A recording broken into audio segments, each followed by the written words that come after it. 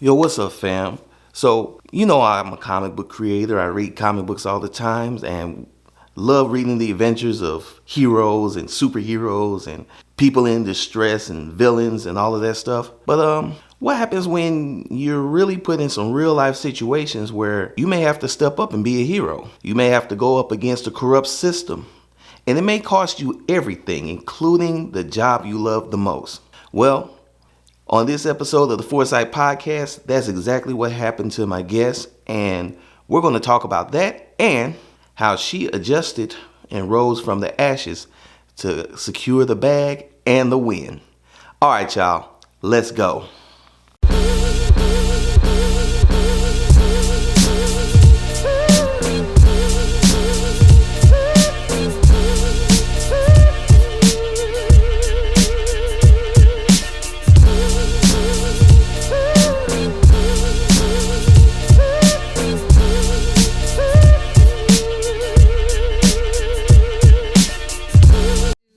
Start driving, but we'll work it out.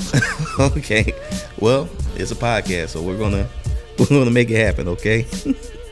Okay, I'm sorry. That's no problem. No. Ready? 5, 4, 3, 2. You're really good at that. You know that. You really are. You're really good at that. Just a good countdown guy. All right. Anyway, what's up, everybody?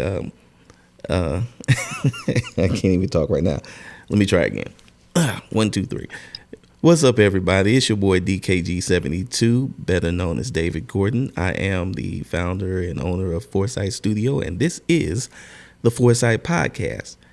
And this is going to be an interesting one because we're actually doing this podcast via Zoom, which has presented all sorts of interesting issues for us. So before we get started, of course, let's get into our normal house cleaning, and let me get out of this hot jacket. First and foremost, shout outs to all of our listeners, and thank you guys for showing back up and giving us another chance to entertain you and talk to somebody and give you more information. Shout outs to our producer, Mar Harris, DJ Nooney, who has to put up with me. And just for that alone, he needs all the praise and all the flowers that he can get. So our guest today is, I met her a long time ago at a convention in Chicago. Was the first time I saw you. And interesting, yeah, saw your table, and you had one of the most well-decorated tables I had ever seen because you had the cloth and the banners and everything. I was like, wow.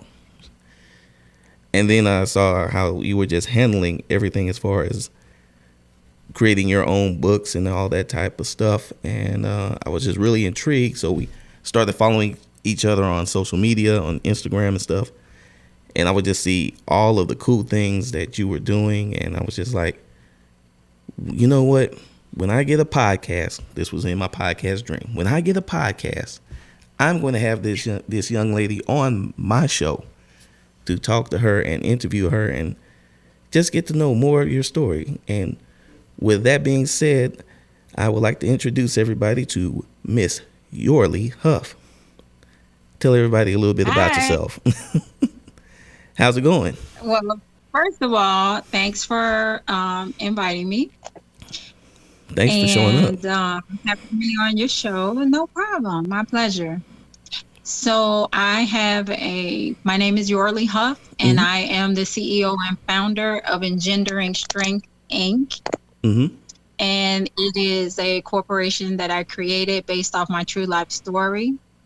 I am a former undercover drug agent here in Chicago, and I was discriminated against. I got evidence against my employer and filed a complaint internally. Mm-hmm. And in turn, they threatened to kill me. I had to go to the FBI to get my charges approved with EEOC. And after an 11-year legal battle, I won. Wow. And we're going to get into all of that. I think it's how we met was really interesting because you were telling some parts of your story through the medium of comics. And, you know, that's where I'm from. I'm in the world of comics. And I saw your character, Superhero Huff. And I was just like, okay, she just kind of built a cult of personality around herself. So how did Superhero Huff come about? Well, I first, when I won, I wanted to pitch for a movie deal. Mm-hmm. So you have to have a script. And I wrote the script, and it manifested itself into a book. Okay. So I honored that, and I self-published. So I have a autobiography entitled The Veil of Victory. Okay. And I self-published that book, and then I took the character from that book and created a comic book and cartoon enterprise. So Superhero Oh, wow. Huff is me animated, Mm-hmm. and she has supernatural powers, and she belongs to Dossier, a Department of Special Investigations. And she is a part of an undercover drug agency, and all of the agents have super natural powers, and they just use their guns as a cover. Oh, wow. Okay. That's dope. That's dope. So let's kind of dive into your backstory, your origin story, as we like to say, and started out in Chicago. You born and raised in Chicago, and you at the age of 24, right? You became a undercover drug enforcement agent. Yes. How was that process? What was that like? Well, actually, it was all divine intervention because I was a secretary, and my boss was dyslexic, and I really was having such a hard time because of his Wow. deficiency. And the Cook County Sheriff's deputies were hiring, and CPD was hiring. So I tried out for both, and I got well qualified with CPD, but that was a major lawsuit that came about after that because they hired these psychiatrists, and when you went to the psychological, they were ruling out all of these Black people. Oh, wow. But I continued on with the process with the deputy sheriffs, and that was to go directly to the jail. So one of my final steps was having an interview with the director of personnel, and I laid out my plan. I said, I'll start off as a deputy sheriff, but I'm not going to stay there. I want to go to the sheriff's police, and I want to become a federal agent. Oh, wow. That was on a Friday. So after telling him that, he called me at home on that Saturday, the very next day. Mm-hmm. And he said that the sheriff at the time had gotten, Clinton was in office, and it was the war on drugs. Right. So the sheriff had obtained a federal grant for drug intervention because of that initiative. And he wanted me to try out for it. And he said he'll hold my job at the jail. And he said, you want to be the police, don't you? And I said, yeah. So he gave me the opportunity, and there was a whole nother battery and series of interviews and tests and oral interviews that I went through, and I successfully met the criteria, and then I went straight to the police department. So straight off the street, I went straight undercover. Oh, wow. And what was it like being an undercover officer? How was that experience? Well, I grew up in K-Town, which is the west side of Chicago. So it was what I was experiencing growing up every day. There were families back then on our street, and so we just never had any problem. But those things were actually going on in my surroundings. So it was like, oh, you're going to pay me to do this? Okay. Right. So nothing out of the norm. What was out of the norm is that I was on a team of all white males and in all Black suburbs doing drug intervention. Oh, wow. So you dealt with a lot of discrimination during your time, and I don't want to go too far into it because I don't know how that may make you feel, but just kind of give us a feel for what were some of the things you had to deal with as an agent trying to do your job, but also dealing with these internal forces, these issues. Oh, it doesn't bother me. I was called a nigger on a regular basis. Really? Internal Affairs revealed that they were leaving me on drug deals. They were trying to set me up. What? And yeah, I had Wow. Hispanic supervisors that was calling me a nigger on a regular basis. And my initial white supervisor, he used to say things to me like more black men need to beat their black women, and more black women need to be beat to be kept in their place. And there was one time in our office, there was a K9 that came to the office, and I'm dog friendly. So Mhm. I was petting the dog, and he was like, "Be careful, the dog doesn't like black people." So So, that's just a few of the things. wow. So those experiences then lead to the lawsuit, and you spend 11 years fighting with with with the sheriff's department, and Yes. they threatened you. That's They to me threatened to that's kill me. Yeah. amazing. That yeah, they threaten your life, and they threaten to kill you. I don't how do you even find the strength to go through all of that to get to the point where you are?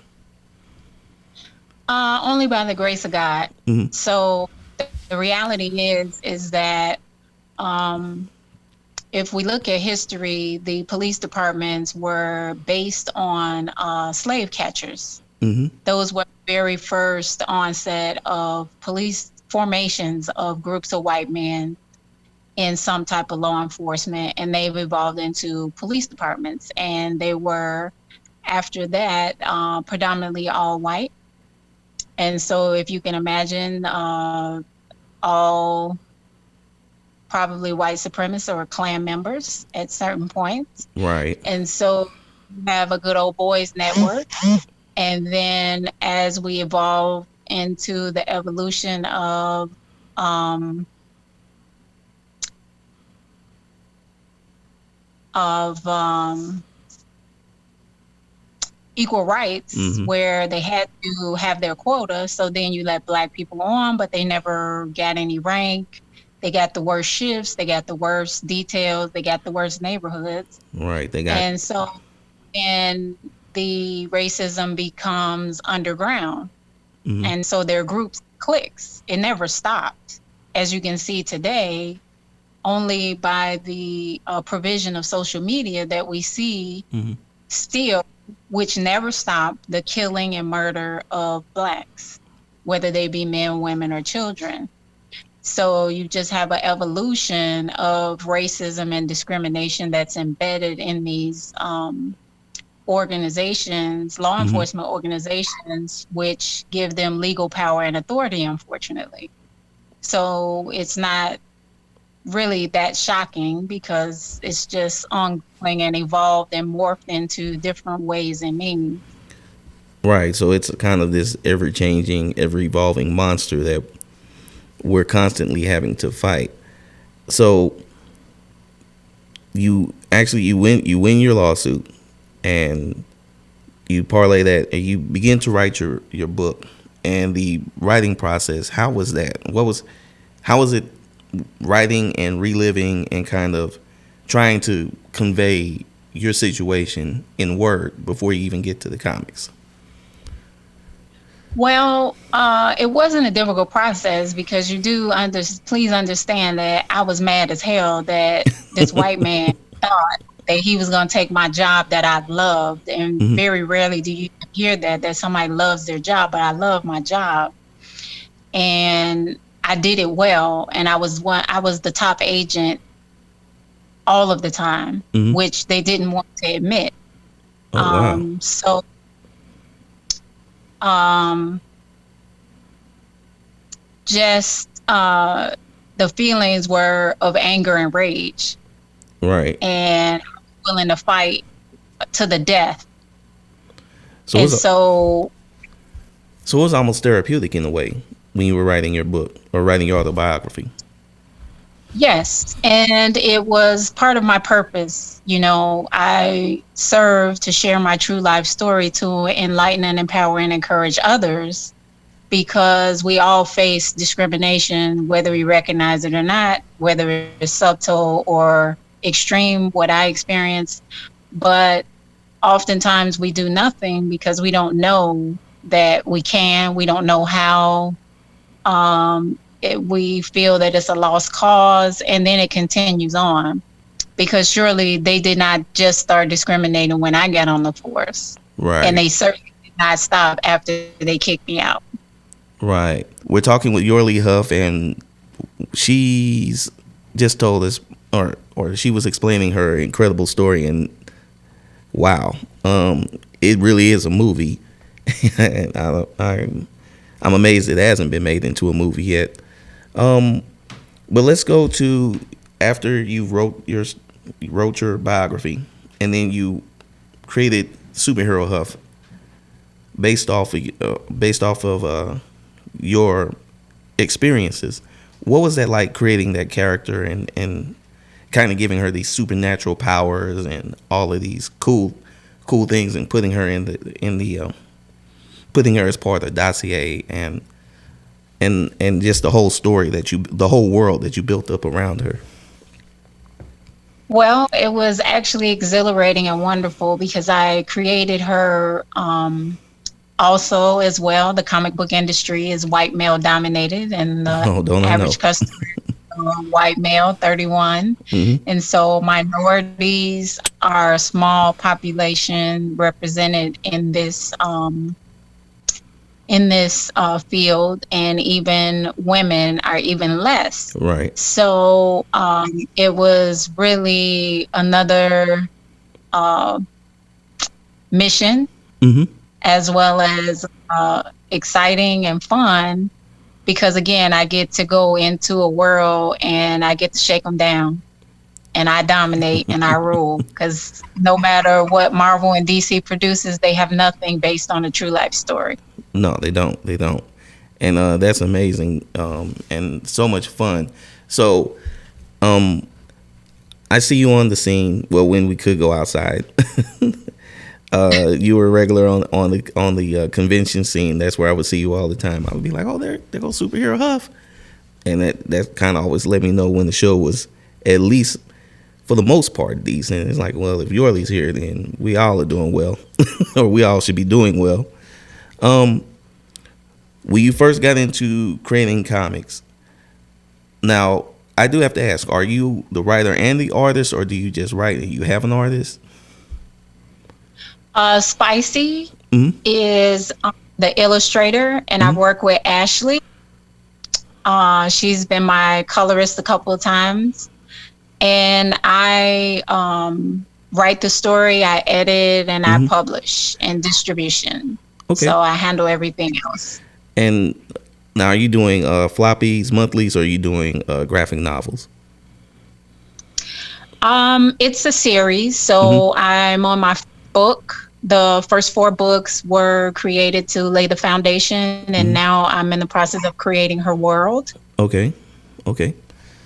And now, when I look at the artwork and everything like that, and your colorist is really nice. You guys have a very vibrant art style, very bright colors, and the world seems really electric and alive. Was that kind of a mutual choice, or how did that come about? How does that collaboration process go with you, your colorist, and your artist?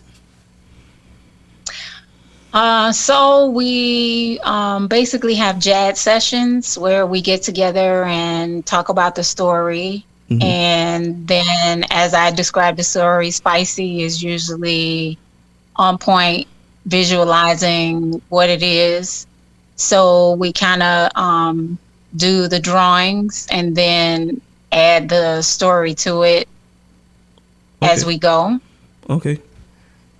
Well, that sounds dope. And are you distributing just exclusively, like through your website and through conventions, or do you have stores that are consigning or selling your books as well, or how can people get a hold of your book? I am in here in Illinois. I'm in a few of the Graham Cracker comics, but of course, it's best you get it from superherohuff.com.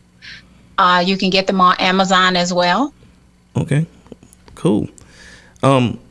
Now you built a whole enterprise around Superhero Huff, and so tell me how did that come about? How did the business go? Because it's more than just the comics with you. You've got, it seems like a lot of different facets. So let's just talk about how you built that business around Superhero Huff and this world that you're creating. So, I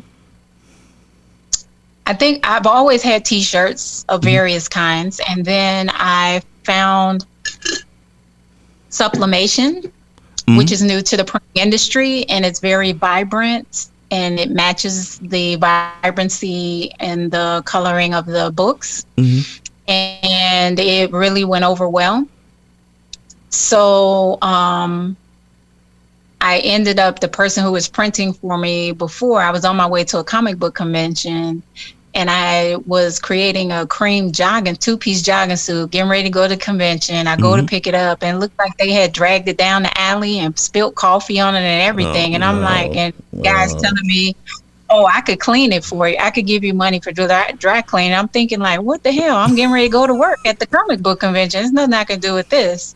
So before I walked out of his store, I got online and I booked my ticket. I found the convention where they make the equipment and they had the printers. I booked my ticket and booked my airfare before I even left out of the store. Excuse me. And it wasn't something that I intended to get into because I was like, okay, that piece is over there. That's done. I can add the gear. I can get creative as I want. But I end up owning my own equipment, so I manufacture it in-house. So you've got the whole press and everything. Yes. Oh, wow. So anything I can get my hands on, I just sit and create. So I also manufacture for other brands and other labels and other artists. Oh, wow. But I have created an entire... You've created what now? Uh-oh. I'm sorry, I got a phone.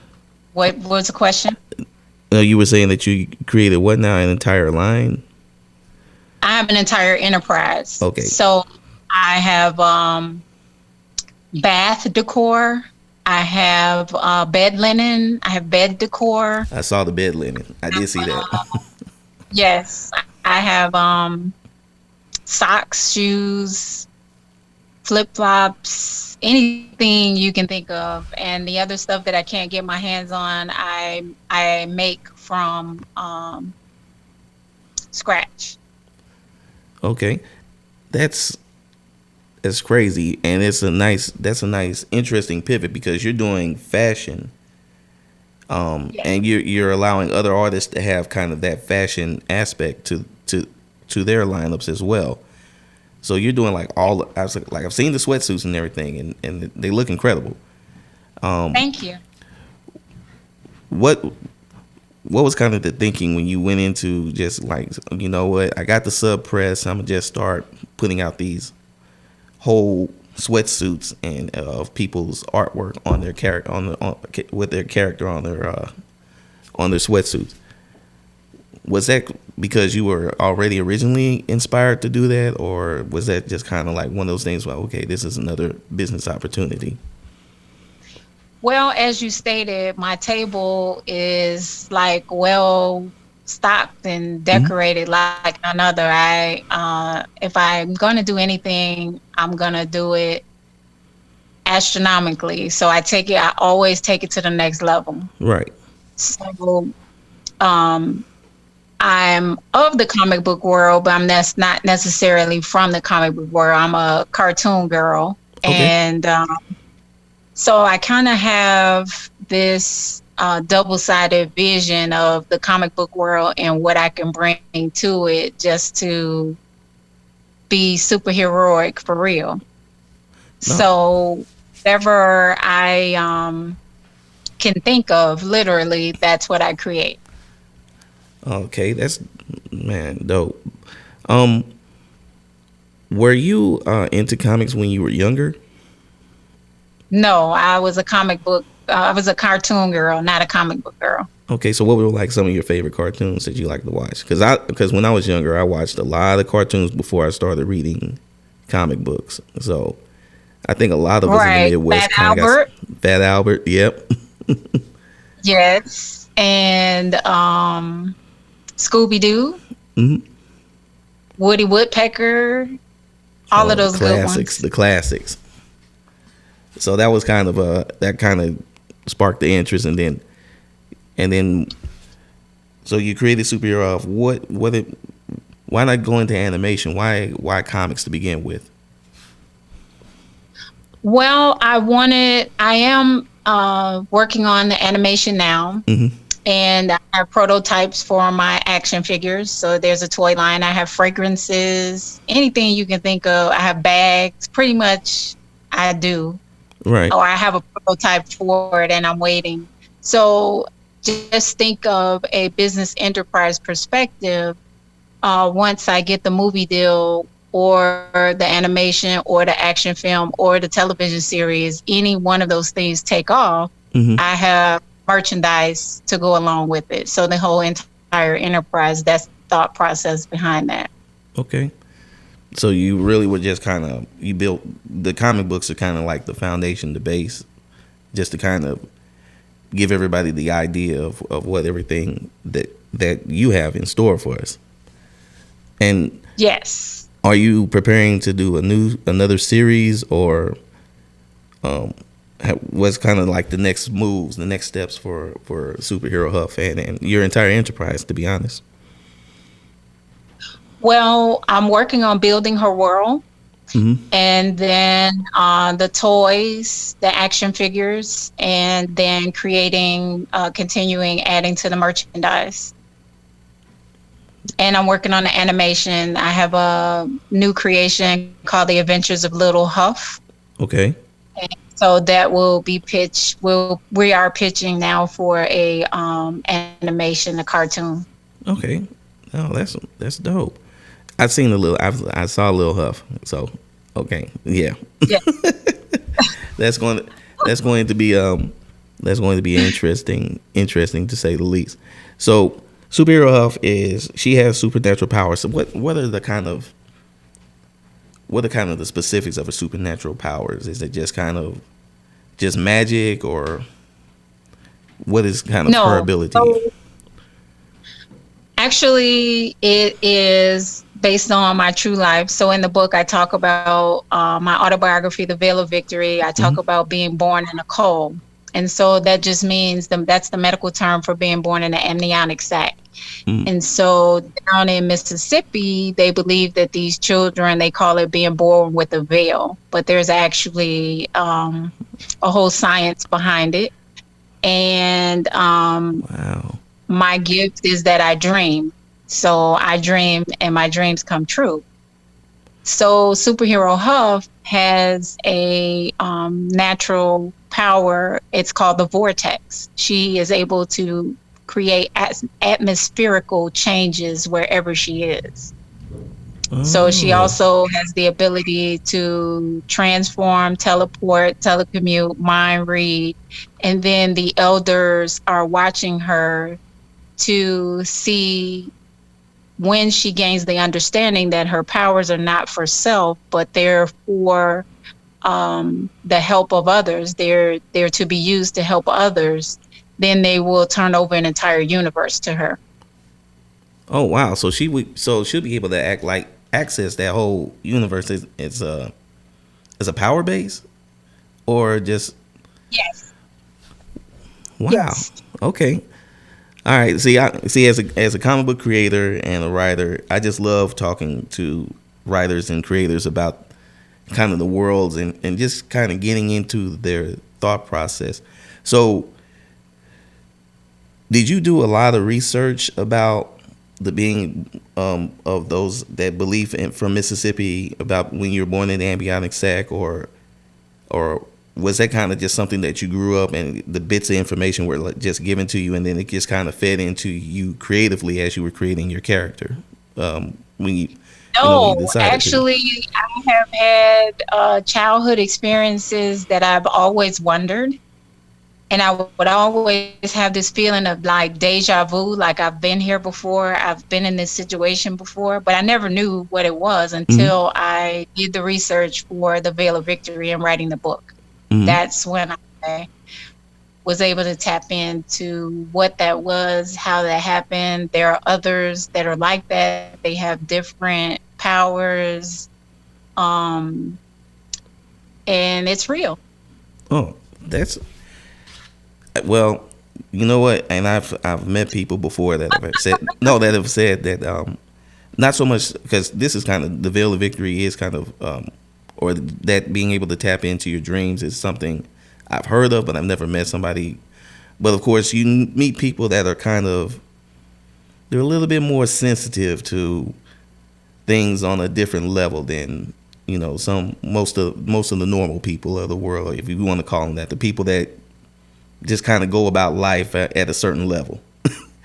There's so you meet Right. people and I know like I've had cousins and aunts that have told me some pretty interesting stories, and I'm just like, well, okay. So Right. these things are I do believe are real in our society, so in our world, and it's always fun to see how people tap into not only that lore but that knowledge and how did they bring that about. So it's just amazing that you were able to kind of pull this together and then pull out this story and create this character around that. um when you're doing your stories, do you I know you said you do sessions, so you don't write out the script or anything, or do you kind of just it's just all, hey, look, let's do this, let's do this, let's do this, or is it kind of because everybody can they'll write a script, they have a script structure and all that type of stuff. How is it kind of with you? Well, actually, these are true life stories that have a little bit of truth and a lot of fiction because it's animated. Okay. So, book one opens up with a drug deal that went very bad. Hmm. And that actually happened on an undercover drug deal that I was actually physically there. Oh, wow. So, a little bit of that, and then added a lot of fiction to it. And then we have volume one. Okay. Okay. That's pretty much how how a lot of artists, a lot of writers come up with their ideas. Like, hey, this actually happened, but I'm gonna put my twist onto it. So, are we going to be seeing more of the stories that some of the things that you experienced in your prior career being the basis or the kind of the inspiration for more stories moving forward, or are you going to take like from former colleagues as well? Or is it really going to be more just kind of your personal adventures? It's just going to be more of my personal adventures, and is going to show women empowerment. It's Mm-hmm. going to show women in control, Mm-hmm. women with intellect, women that have clothes on, women that have normal body parts. So it's just going to be my imagination as big as I can dream. No, I'm excited. I'm extremely excited now. I think this is really going to be very impactful. What's the reaction like when you're at the shows and the people are are at your table and they're looking at your books and your products, especially when they see Superhero Huff? Kind of explain to us how that feels, the reaction that people have towards your character that you've created. I She is accepted in all races, all backgrounds, all age groups. Mm-hmm. However, because of the conditioning Mm-hmm. of DC and Marvel, I don't, at the shows, I get a lot of thumbs up. I get a lot like, I love it, but they won't buy. Yeah. Even Black people. So I understand. And it's just reconditioning and giving people an understanding that this is, a world of what you make it. And so you have to be open to other things, which doors are opening slowly, but you have to be open to um, other varieties in that world. But she's well accepted, she's well known, and she's well loved. Yeah, it's pretty much the reaction I get with Kwame Hightower. It's like you almost have to, go a little bit overboard to get the sale sometimes, to get people to take the chance with you. Right. So I know that. Yes. I know that struggle so very well. So, Yorli, now that you got this world built up and you got you're going to shows and everything like that. Quick question: how did the pandemic affect you? Because I know how it affect me as a creator, so I can only, I like to wallow in our sorrow, so to speak. Well, it shut me down. I'm still able to manufacture because I have my own manufacturing location. Mm-hmm.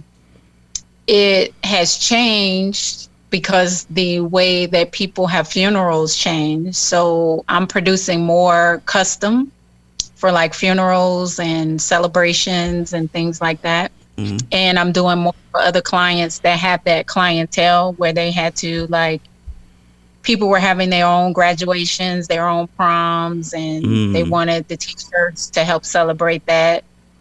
And lawn signs, I've gotten into lawn signs, I've gotten into buttons and masks and neck gaiters and, different types. So it's been slow. I've tried to boost up my marketing online through social media. Mm-hmm. And I haven't been able to do any pop-ups or any outdoor events where I would get my circulation in, or comic book conventions, the rounds that I normally would make. Yeah, it's kind of been the same for me. Now, one other thing I found that, like, not so much comic book conventions, but like I would just say, like, not like expos, different like business events where they just have different vendors were really lucrative for me, and book shows where it's just a different feel. Have you tried those, and if so, what was that like for you? The non-traditional route, the non-comic book convention route.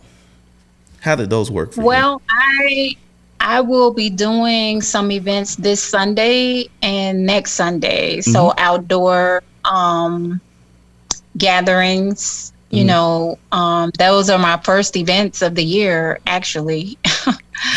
Hey. So I really have mostly been creating custom and for my clients more so than Superhero Huff. I got you. So if somebody wants to get some customs from you, how do they reach out to you? They can reach me everything social media at Superhero Huff or www.superherohuff.com. Mm-hmm. And I will respond. Okay. And do you have a YouTube channel or anything like that? It's just mostly IG, Twitter, and Facebook? Yes. Okay. No, I don't. No YouTube. Okay. No YouTube. There are videos of Superhero Huff out there, but I don't have my own channel. Okay. That's dope. Well, one thing I would like to propose is that I would love to see us black indie creators do. Back in the 80s and 90s, the indie creators used to always do crossovers with their characters. So I would love at some point we can get together and maybe do a Kwame Superhero Huff crossover. I think that would be dope. What do you think? I think so. Just let me know when you're ready. All right. Well, we're going to go ahead and wrap the show up. I would just like to thank you again, Yorli. You have an amazing story, and you parlayed that into your love of comics and cartoons to create an interesting and amazing character. So just wanted to thank you and just tell you from the bottom of my heart, just respect, because you have a story, an amazing life story, and for you to put it out in such a creative manner, it's just the dopest thing ever. So I really just want to thank you. Oh, thank you. Just thank you for being on the show. No problem. My pleasure. Anytime. All right. Well, that's what's up. All right, Yorli. We're gonna go ahead and get out of here. Hey guys, if you do want to get in touch with me personally, you can hit me on Twitter and Instagram at DKG72. The video version of this will be up on YouTube this Friday, and of course, if you want to support what we're doing on the channel, please head over to Patreon. It'll be linked in the description below, and definitely choose a tier and go from there. But we're gonna go ahead and wrap things up, guys. It's your boy DKG72. I'm David Gordon, and we will holler at you later. Peace.